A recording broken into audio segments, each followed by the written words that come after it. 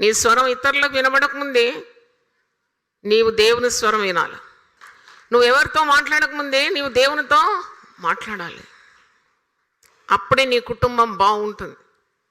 చెత్త చెదారం నీ కుటుంబంలో ఉండదు. ఏదైనా పాపం ఉంటే నీకు దేవుడు బయలుపరుస్తాడు.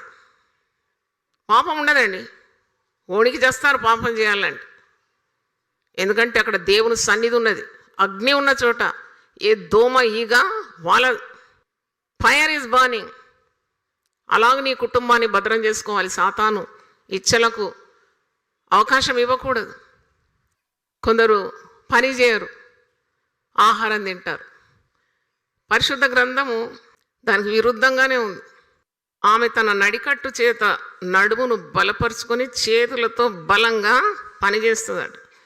ఆమె పని చేయకుండా భోజనము చేయదంట. అట్టి స్త్రీలకు ఒకసారి చప్పట్లు కొడదాం. ఆ దేవుని స్తోత్రం.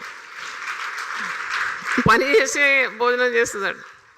మరి చాలామంది స్త్రీలు బరువు బాధ్యత లేని వాళ్ళు ఊరికే సుఖాన్ని ప్రేమించేవారు. బైబిల్లో రాసి ఉంది, సుఖాసక్తి గల స్త్రీలారా దేవుని మాట వినండి అని ఉన్నది.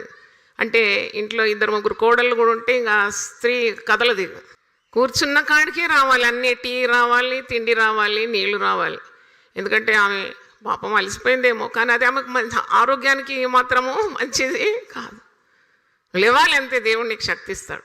The more you work, the more you keep your self active, the more blood will flow in to your body.